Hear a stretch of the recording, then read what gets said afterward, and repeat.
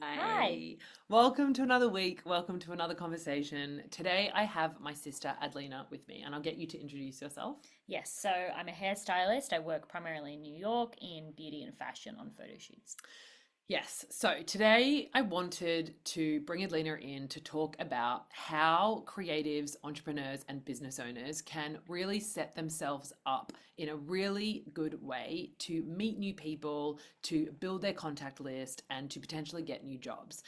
One thing that I really value about our relationship is I come from the brand marketing business side of things, and you come from the creative artist agency side of things. And I feel like we complement each other really well. And this morning we were at breakfast and we were talking about various meetings that you've had this week. And we were really spitballing on what are the really important things for us to address and discuss ahead of meeting with new people.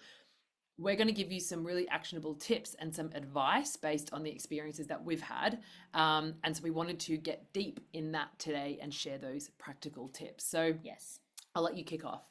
Yeah, so I've spent the last 2 weeks in London, and a lot of this trip, what it's been for me is obviously like hanging out, doing some creative projects, and then also meeting new people. So I think we all feel this way of like the last couple of years, obviously during COVID, maybe not meeting that many new people, definitely not having that many interactive face to face discussions or experiences. And now, like, I definitely feel myself that pull to like community again, getting together, being in the physical, and really wanting to like meet people from where I'm at today, the 2024 version of me. So, like, we've obviously gone through a lot of change. We always change. That's something that's forever omnipresent. But, Mm. like, I definitely think that like it is kind of cool to reflect on like, okay, who was I? Who did I like to hang out with or collaborate with? And then like, who do I want to invite, yeah, into our communities? Exactly. And I think this is always, and again, with the conversations that we have, I always like in my head, because I'm very visual, I'll think of this as like a business strategy. And I think of it as really simply being able to reflect on the data. Like, let's look at the past. Like, what has happened? What has brought us joy? What has been really brilliant? What has burnt us out? What has been, things that we don't want to invite in? Mm-hmm. And then where would we like to go? Yeah. And that's kind of objective setting. So, who do we want to hang out with? What invitations do we want to really kind of say yes to? What opportunities are absolutely not serving us anymore? And I think carving out time to kind of have a look at the data, have a look at the facts, and put Mm-hmm. those things on paper can really help us and set ourselves up for how we will approach meetings, new opportunities, and reach outs moving Yeah. forward. Yeah, exactly. Exactly. So yeah, so I think like what happened with me on this particular trip is like I did have a very definitive time window of like, for example, when I was available or like when I wanted to schedule these meetings. So I think that basically helps first is like having a block of time, a period of time that you can invite then other people into that time, so that they understand your limitations, for example. So Hmm. it's not just like somewhere in the future, some like mystery date. It's like, this is my time, this is my window. Are you interested or not? Exactly. And I think that's a really great place to start, being really specific on what time and what dates are available.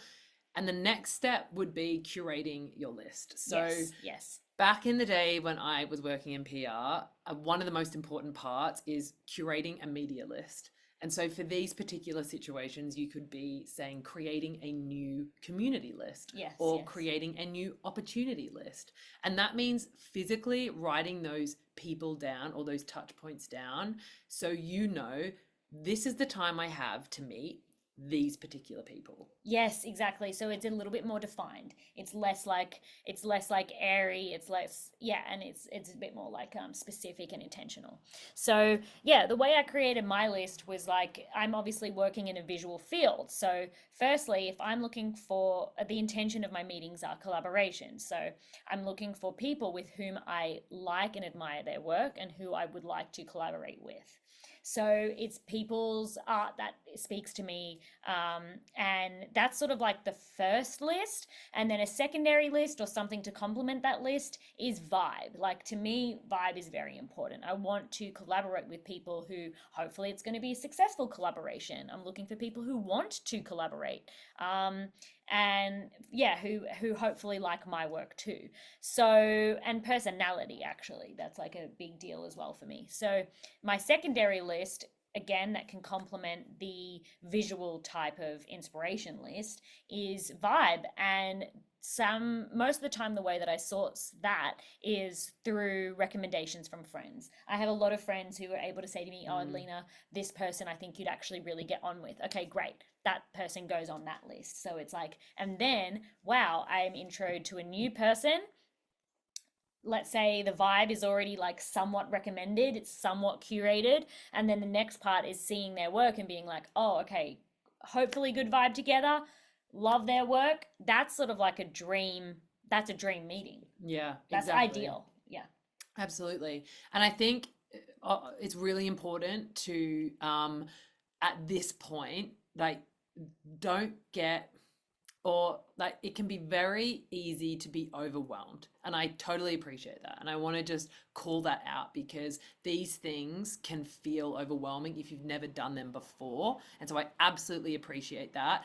But as a place to start, can you choose three people that you have thought of, that you have been thinking about in the past, that you have seen their work, that you've heard of, that you can write down in the notes section of your app on your phone or even on a piece of paper, and just start with those three Yeah. people. When we're talking about these things, they are guidelines, but I absolutely know the feeling of being stuck and being unclear.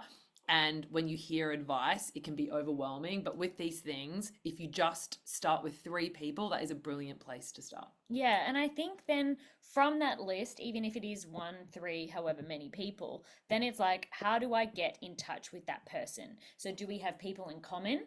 Can you use someone that's has like some type of status to help you be introduced?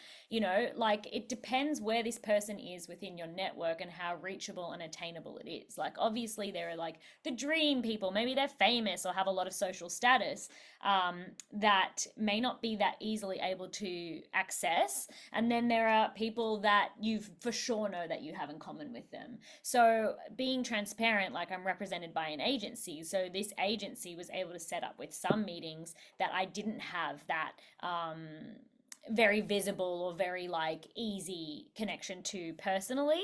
And then some meetings I could have that personal interaction where I have someone recommend me and where they might set up an email and introduce me that way. So there are different ways of connecting with this list. Yeah, absolutely.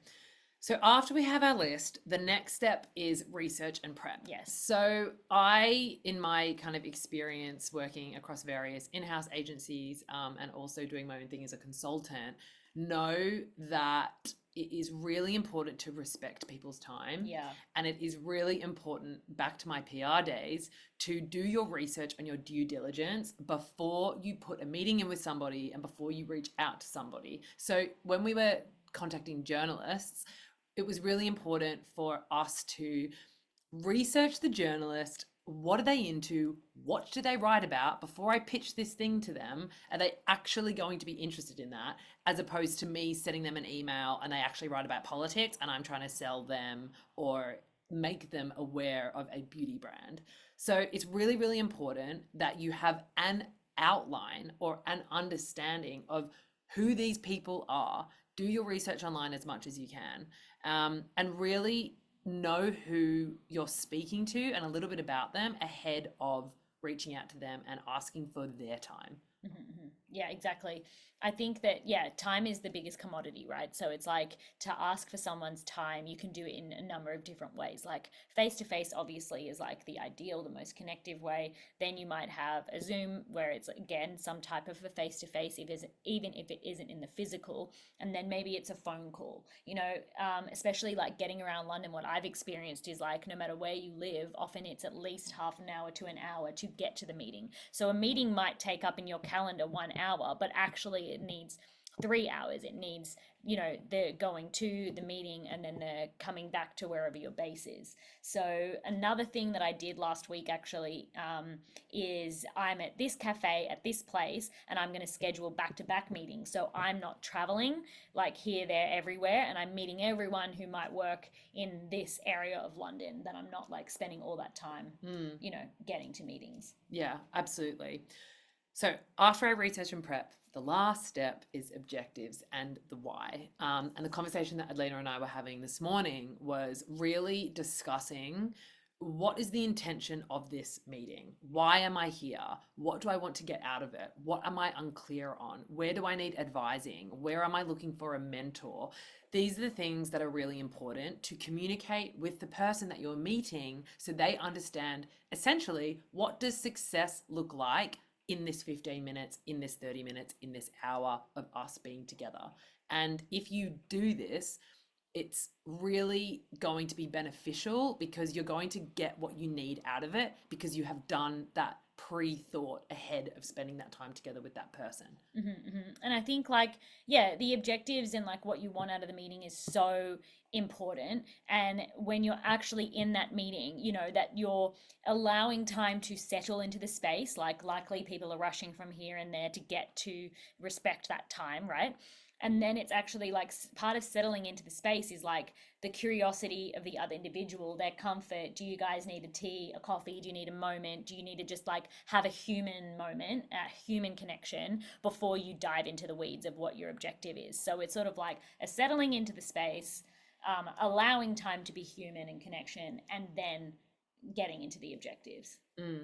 And this, I think, is also really going to help you get clear on what you actually want and whether you actually need the meeting. Yes, that's true too. It's like at the end of the day, obviously you want to make the most out of the time that you're in another place, or the most of your experience somewhere else. But yeah, it's like once you're so clear about your objectives, it does clear that up. I mean, it does clear that up. And that's the thing. It's like sometimes you're talking about this and you're like, I need to speak to everyone. And actually, yeah, you don't need to speak to everyone. Yeah. You probably just need to speak to a few people about a few things, and that might be the end of that. Yeah. And so I think by assessing this piece, it can really help, save you time, save other people's time, but also, respect both your time and new people that you bring in to the community. Yes. Right. So these are our fun facts and tips. And we hope that you have a brilliant rest of your day. If you've got any questions, leave them in the comments. We are always welcome to chatting with you all. That's it. Do you want to say bye? Bye. See ya.